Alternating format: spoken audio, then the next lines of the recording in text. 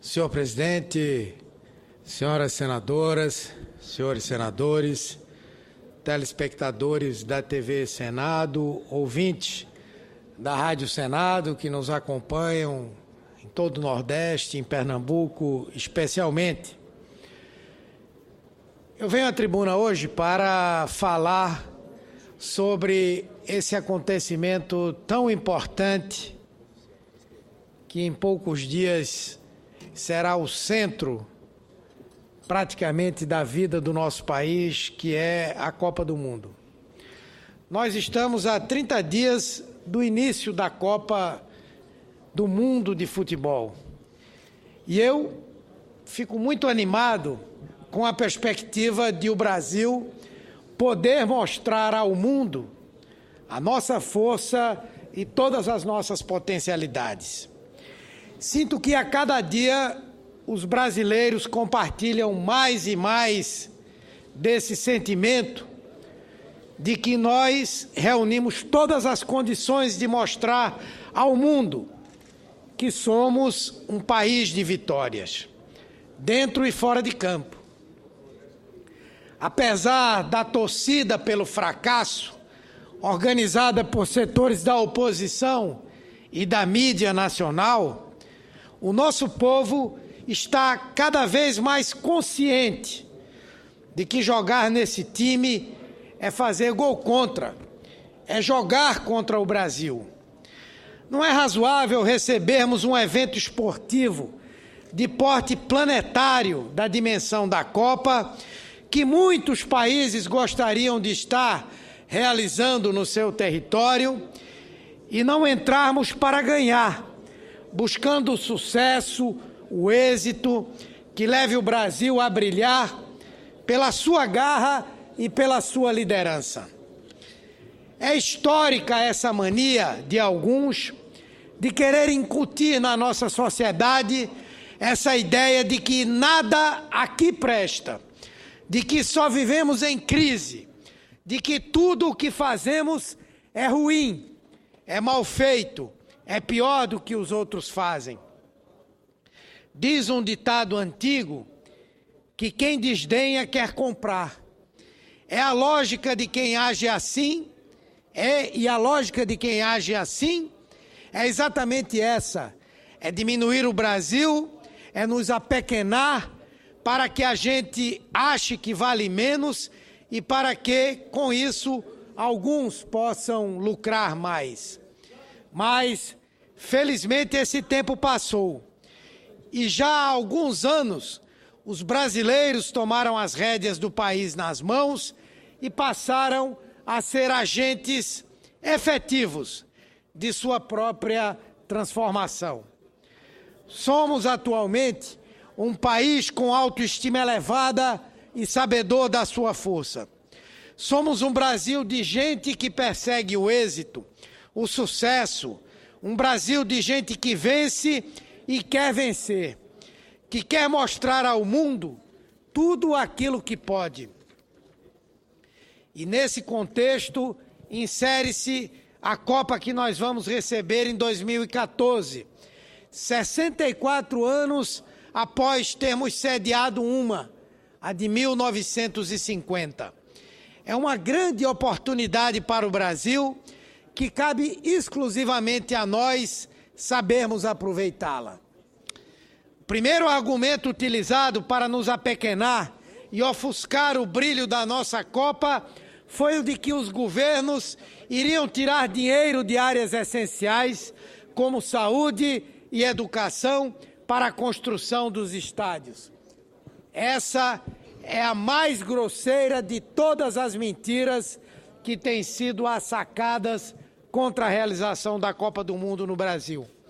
Somente de 2010 para cá foram investidos mais de 960 bilhões de reais em áreas como saúde, educação e mobilidade urbana no Brasil.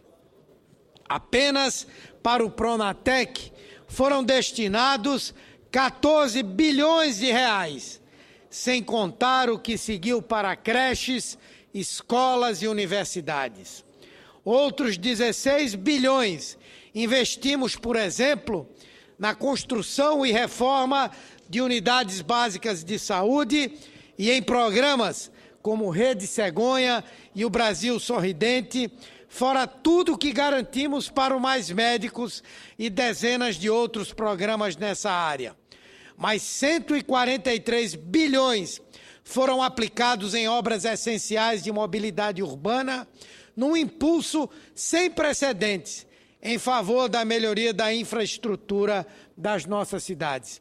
Mas, senhor presidente, embora esteja falando no tempo de liderança, eu não posso de forma alguma deixar de ouvir a palavra do senador Jorge Viana, não só integrante do nosso partido, como vice-presidente dessa casa e, portanto, concedo a Vossa Excelência a palavra.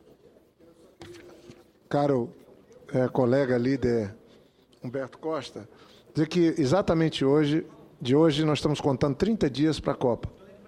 30 dias. Eu fiz uma postagem hoje.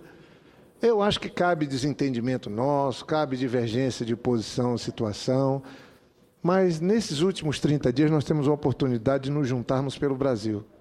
Nós vamos virar o endereço, a sede do evento de maior audiência do planeta. Quem não vai vir, porque nem todo mundo pode vir, vai nos assistir.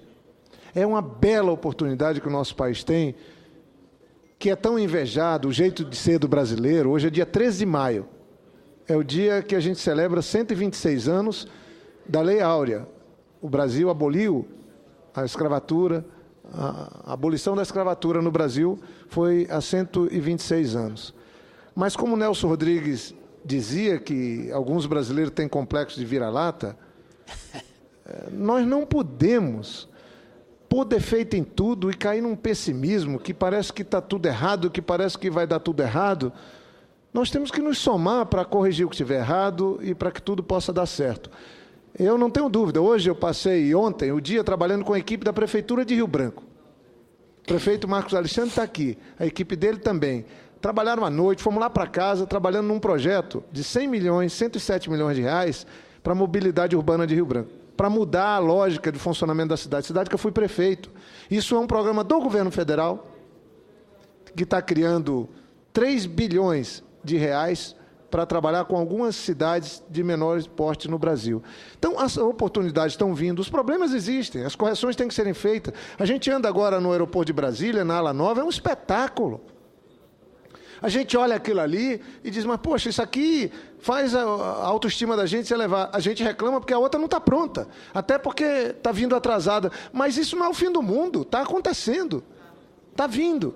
Então, eu parabenizo Vossa Excelência, acho que eu vou fazer discurso também, a partir de agora, nesse sentido. Não é brigando, nem fazendo daqui um palanque eleitoral, mas nós não podemos trabalhar contra o nosso país. Pode até ser oposição ao governo, à presidenta Dilma, mas não ao país. Não, nós agora só falta a gente ter um objetivo, que é fazer o Brasil deixar de ser o país do futebol. Só falta alguns proporem isso. Então, é claro que o legado da Copa podia ser diferente, pode ser diferente, mas, de qualquer maneira, muita coisa está acontecendo nesse país antes da Copa, por conta da Copa, sem ser preocupação com a Copa, e vai ficar, e nós vamos seguir trabalhando. Então, eu parabenizo a Vossa Excelência e aproveito, eu estou acompanhado do senhor Zemeca, presidente da Organização Internacional de Madeiras Tropicais, que tem sede em Yokohama, no Japão, uma organização que o Brasil presidiu com o Manuel Sobral até algum tempo atrás, e é uma figura extraordinária, um africano que virou um grande executivo, que representa uma organização que tem associação de mais de 100 países, que é a Organização Internacional de Madeiras Tropicais, que cuida de melhor usar e de desenvolver tecnologia para o melhor uso das florestas tropicais no planeta.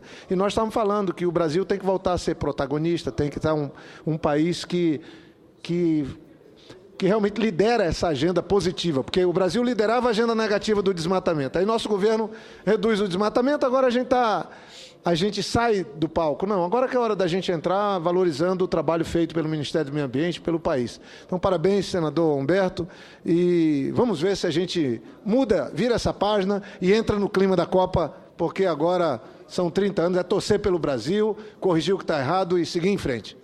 Doutor Humberto, me permita só que eu cumprimente também o senhor José Meca, presidente da ITO. Vossa Excelência vem num dia especial aqui no Brasil e eu quero, se me permitir, me identificar diretamente com Vossa Excelência, dizendo que hoje no Brasil é 13 de maio, é o dia da abolição da escravatura, é o dia da abolição do povo negro. E eu, como senador negro, fico muito feliz de receber um líder mundial negro aqui no Senado da República nesse momento. Seja bem-vindo. Eu queria aqui me associar aos cumprimentos ao senhor Meca e dizer que para nós é uma alegria tê-lo aqui como visitante e dizer ao senador Jorge Viana que incorporo integralmente a fala de Vossa Excelência ao meu pronunciamento. Pois bem, ao mesmo tempo, a infraestrutura que envolve diretamente a Copa custou algo em torno de 17 bilhões e meio de reais. Ou seja, os investimentos em áreas essenciais feitos ao longo desses últimos 4 anos são 55 vezes superiores ao que estamos destinando para viabilizar o Mundial de Futebol no Brasil. Obviamente, seria impensável sediarmos um mega evento esportivo sem que tivéssemos a responsabilidade de realizar investimentos que assegurassem o sucesso de um empreendimento desse porte. Mas é preciso que esclareçamos constantemente muitos dos pontos para que as balelas que contam por aí não sobrevenham. É preciso que se diga que dos 8 bilhões de reais do custo dos estádios, 4 bilhões saíram dos governos estaduais e municipais e outros 4 bilhões foram assumidos pela iniciativa privada. Apesar de muitos colegas aqui subirem à tribuna e dizerem que o governo federal gastou 8 bilhões com estádios, de que muitos jornais e rádios digam isso, mas é mentira. Não há um centavo do governo federal aplicado em estádios de futebol. Eu já disse aqui, o dinheiro do governo federal para a Copa está sendo gasto em obras de infraestrutura urbana, especialmente na área da mobilidade. E, portanto, obras que vão ficar para a sociedade, vão ficar em cada uma dessas importantes cidades. De forma que a Copa não se contrapõe à saúde, à educação, à mobilidade urbana, como alguns querem fazer crer, eles que se contrapõem ao nosso país. E eu ilustro aqui com o exemplo que tem sido dado pelo professor da Fundação Getúlio Vargas, Pedro Tengrose, que é consultor da ONU para o Mundial. Segundo ele, a relação entre o nosso PIB, o que estamos investindo para a Copa e o que vamos ganhar com ela é similar à de uma pessoa que, recebendo R$ 4.500 por mês, resolve dar uma festa gastando apenas R$ 3. Ou seja, o custo da Copa para o porte que tem esse país é ínfimo. É ínfimo. Tentaram transformar isso num dado negativo. Eu tive recente oportunidade de estar na Colômbia e onde eu chegava e as pessoas identificavam que eu era brasileiro, a gente identificava uma vibração, uma animação com a realização da Copa. E aqui no Brasil, a mídia e a oposição quase que conseguiram transformar a Copa um momento de alegria, um momento de orgulho para o nosso povo, de mostrar como nós somos hospitaleiros, de mostrar as belezas do Brasil, de mostrar como o povo brasileiro é um povo animado, feliz, que sabe estabelecer uma relação de fraternidade com os outros quase que num peso, quase que numa cruz a ser carregada pelo nosso povo. Por quê? Porque querem identificar a Copa simplesmente com o governo. Não, minha gente. O governo está cumprindo a sua parte em viabilizar as condições para que a Copa se realize. Mas isso é uma Copa do povo. Isso é uma alegria para o povo. Quem imagina que a presidenta Dilma vai ser eleita porque o Brasil ganhou a Copa, me perdoem dizer um termo até meio chulo, trata-se de um bobo. Isso é uma bobagem. Isso é uma idiotice. Se o Brasil ganhar a Copa, isso é uma alegria para o povo brasileiro. O povo brasileiro já tem consciência política suficiente para não votar por causa de um torneio de futebol. Dilma vai ganhar a eleição é porque ela está fazendo o PAC 2, ela vai ganhar a eleição porque ela está fazendo mais médicos, ela vai ganhar a eleição porque ela está fazendo o Pronatec, ela vai ganhar a eleição porque ela está fazendo a transposição do São Francisco. Não joguem água no chope da alegria do povo brasileiro de querer ganhar uma Copa do Mundo, mais uma, ser o primeiro país a ganhá-la pela 6ª vez. Em suma, a Copa do Mundo é sim um grande evento e uma janela de oportunidades para o Brasil se mostrar ao mundo. Mas os retornos dependem fundamentalmente da forma como vamos nos portar durante a realização desse evento. Eu escuto aqui, embora no tempo de liderança, o senador Eduardo Suplicy. Eu quero cumprimentá-lo, prezado líder Humberto Costa, por aqui trazer essa análise sobre o que poderá representar a Copa do Mundo para todos nós brasileiros. E recordar que o futebol, sim, é o esporte das multidões e o esporte preferido do povo brasileiro.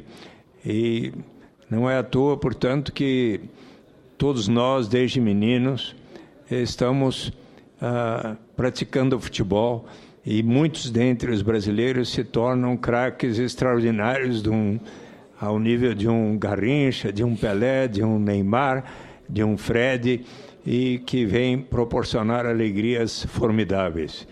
E é interessante saber como o esporte, os mais diversos esportes, mas como é mostrado no filme Invictus, no caso o rugby, quando Nelson Mandela percebeu que através do esporte poderia ali confraternizar melhor os negros e os brancos num filme maravilhoso. E certamente Nelson Mandela, tendo consciência da prática do que o esporte pode ser como um instrumento de confraternização dos povos, ele muito se empenhou, como o governo do presidente Lula fez, para que a Copa do Mundo fosse realizada na África do Sul na última ocasião. Então, acho que a visão que Vossa Excelência traz aqui de que a Copa do Mundo poderá significar algo tão positivo, inclusive no sentido da confraternização do povo brasileiro com todos os que estarão nos visitando. E é importante conclamar o povo de bem receber os que aqui vierem.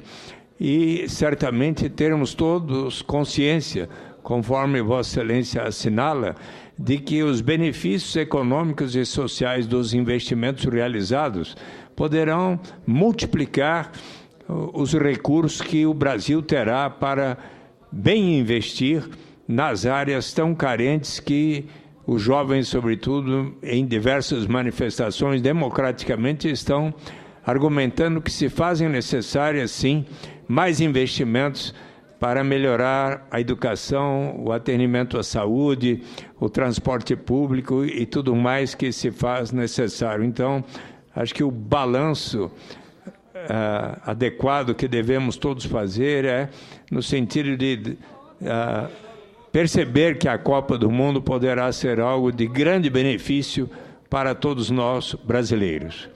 Obrigado.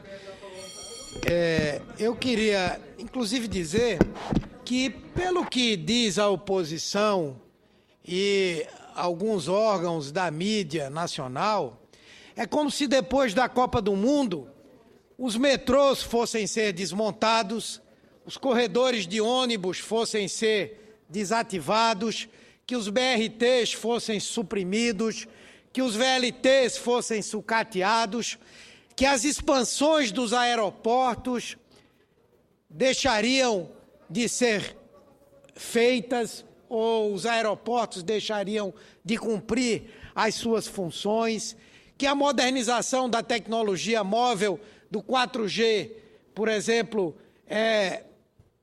deixaria de ser utilizada. Não. Na verdade, todas as obras que estão sendo realizadas agora, elas ficarão como